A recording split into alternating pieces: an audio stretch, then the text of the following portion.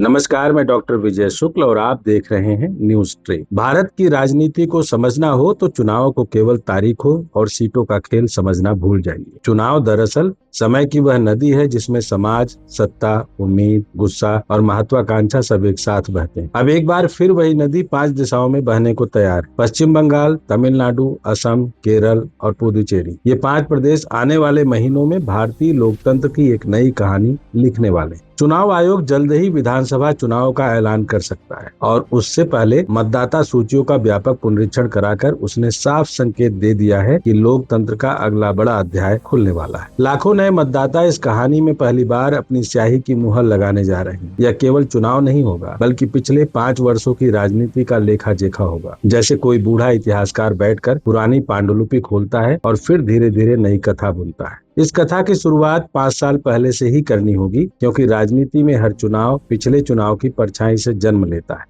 2021 में जब इन राज्यों में चुनाव हुए थे तब देश कोविड की भयावहता से गुजर रहा था। सड़कों पर मास्क थे, अस्पतालों में चिंता थी और राजनीतिक मंचों पर सत्ता की सबसे बड़ी जंग। उसी दौर में 5 राज्यों की जनता ने अपने अपने तरीके से फैसला सुनाया था और वही फैसला आज की राजनीतिक जमीन बन चुका है। सबसे पहले अगर बंगाल की तरफ देखा जाए तो वहाँ की कहानी हमेशा किसी महाकाव्य की तरह चलती है। इतिहास गवाह है कि बंगाल में राजनीति कभी केवल सरकार बनाने का खेल नहीं रही बल्कि विचारों की लड़ाई रही है। 2021 का चुनाव तो जैसे पूरा देश सांस रोक कर देख रहा था। दिल्ली की सत्ता ने पूरी ताकत लगा दी थी। प्रधानमंत्री नरेंद्र मोदी से लेकर अमित शाह तक बंगाल के मैदानों में थे। चुनावी रैलियों की गर्मी और नारों की गूंज ने चुनाव को राष्ट्रीय प्रतिष्ठा की लड़ाई बना दिया था। लेकिन उस महायुद्ध के बीच एक महिला अपने घायल पैर के साथ व्हील चेयर पर बैठकर कह रही थी, खेला होवे। और सच यही हुआ। जब नतीजे आए तो बंगाल की जनता ने फिर ममता बनर्जी के हाथ में सत्ता सौंप दी।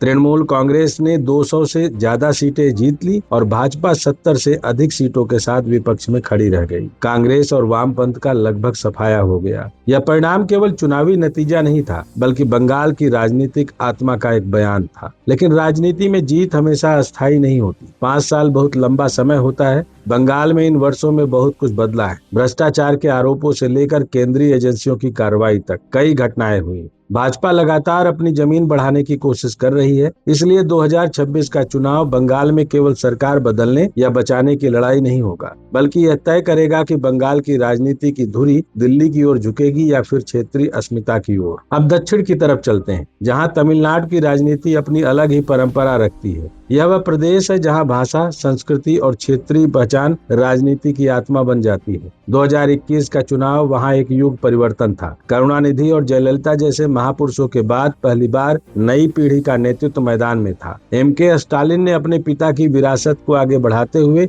जनता से संवाद किया और जनता ने उन्हें सत्ता की चाबी दे दी। डीएमके ने 133 सीटें जीतकर स्पष्ट बहुमत हासिल किया और अपने सहयोगियों के साथ मजबूत सरकार बनाई। उस दिन चेन्नई की सड़कों पर जो जश्न था वह केवल सत्ता का जश्न नहीं था बल्कि एक नई पीढ़ी की राजनीति के उदय का उत्सव था। लेकिन तमिलनाडु की राजनीति स्थिर नहीं रहती। 5 वर्षों में यहाँ भी बहुत कुछ बदल गया है। स्टालिन सरकार ने सामाजिक कल्याण योजनाओं और क्षेत्रीय पहचान को केंद्र में रखकर राजनीति की है। लेकिन विपक्ष लगातार आर्थिक चुनौतियों और प्रशासनिक सवालों को उठाता रहा है। भाजपा पिछले कुछ समय से तमिलनाडु में अपनी जमीन तलाश रही है। अभी उसकी ताकत सीमित है, लेकिन राजनीति में बीज धीरे धीरे ही पेड़ बनते हैं। इसलिए आने वाला चुनाव यह बताएगा कि द्रविड़ राजनीति का किला पहले जैसा मजबूत है या उसके दरवाजों पर नई दस्तकें सुनाई देने लगी हैं। अब अगर पूर्वोत्तर की ओर बढ़े तो असम की कहानी बिल्कुल अलग दिखाई देती है। कभी कांग्रेस का गढ़ रहा यह प्रदेश पिछले 1 दशक में तेजी से बदल गया है। भाजपा ने यहाँ अपनी राजनीतिक रणनीति से एक मजबूत आधार बनाया है। 2021 में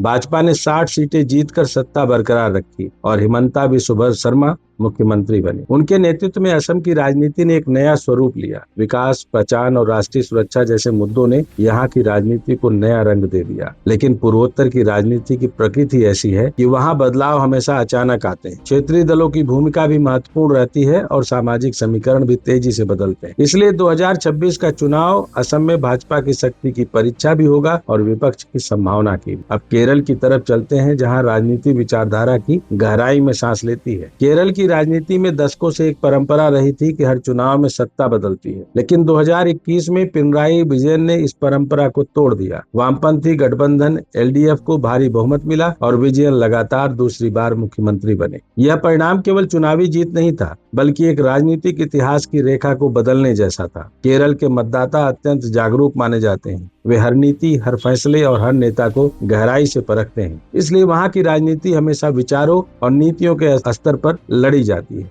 पिछले 5 वर्षों में विजयन सरकार ने स्वास्थ्य और सामाजिक कल्याण के क्षेत्र में कई योजनाएं चलाई हैं, लेकिन विपक्ष लगातार आर्थिक चुनौतियों और प्रशासनिक सवालों को उठाता रहा है। कांग्रेस के नेतृत्व वाला यूडीएफ इस बार सत्ता में वापसी की उम्मीद कर रहा है और भाजपा भी धीरे धीरे अपनी उपस्थिति बढ़ाने की कोशिश कर रही है। अब कहानी के सबसे छोटे लेकिन रोचक अध्याय पर आते हैं। पुदुचेरी, यह छोटा सा केंद्र शासित प्रदेश भारतीय राजनीति का एक अनोखा प्रयोगशाला जैसा है, जहाँ क्षेत्रीय दल, राष्ट्रीय दल और गठबंधन की राजनीति एक साथ दिखाई देती है। 2021 में एन रंगास्वामी के नेतृत्व वाली एनआर कांग्रेस ने भाजपा के साथ मिलकर सरकार बनाई थी। यहाँ की राजनीति अक्सर बड़े राज्यों की तुलना में कम शोरगुल वाली होती है, लेकिन उसके संकेत बड़े होते हैं। पुदुचेरी का चुनाव यह भी बताता है कि छोटे प्रदेशों में स्थानीय नेतृत्व की भूमिका कितनी महत्वपूर्ण होती है। इन 5 राज्यों की कहानी को अगर एक साथ रखा जाए तो एक दिलचस्प तस्वीर सामने आती है। कहीं क्षेत्रीय दलों का वर्चस्व है, कहीं राष्ट्रीय दल अपनी ताकत बढ़ाने की कोशिश कर रहे हैं, कहीं विचारधारा की राजनीति है तो कहीं पहचान की। लेकिन इन सब के बीच एक बात समान है,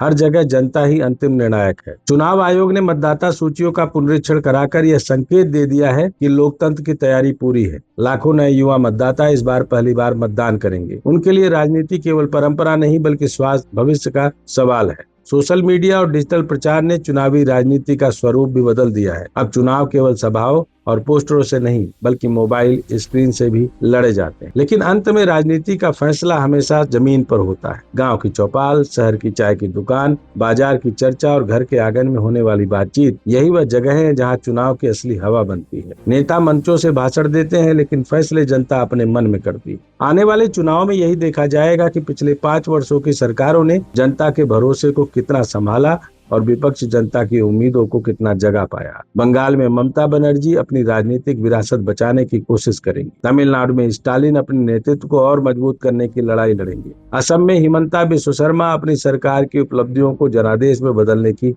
कोशिश करेंगे। केरल में पिनराई विजयन इतिहास को दोहराने का सपना देखेंगे और पुदुचेरी में रंगास्वामी अपनी अस्थिरता साबित करना चाहेंगे। और जब मतदान की स्याही सूख जाएगी और मतपेटियां खुलेगी तो यह साफ हो जाएगा कि 5 साल पहले लिखी गई कहानी का अगला अध्याय किस दिशा में जाएगा। यही भारतीय लोकतंत्र की असली खूबसूरती है कि यहाँ हर चुनाव एक नई कथा बनाता है। कोई अस्थायी विजेता नहीं होता, कोई अस्थायी पराजित नहीं होता। सत्ता की कुर्सी हमेशा जनता के दरबार से होकर गुजरती है और वही दरबार तय करता है कि अगला राजा कौन होगा और किसी इतिहास की किताब में जगह मिलेगी। अगर आपको लगता है कि इन 5 चुनावों में मौजूदा सरकारों के लिए चुनौती है, अगर आपको लगता है कि भारतीय जनता पार्टी के साख का सवाल है और लोकल अस्मिता से उनकी सीधी लड़ाई है, तो अपनी राय जरूर रखिएगा। जय हिंद, जय भारत, वंदे मातरम।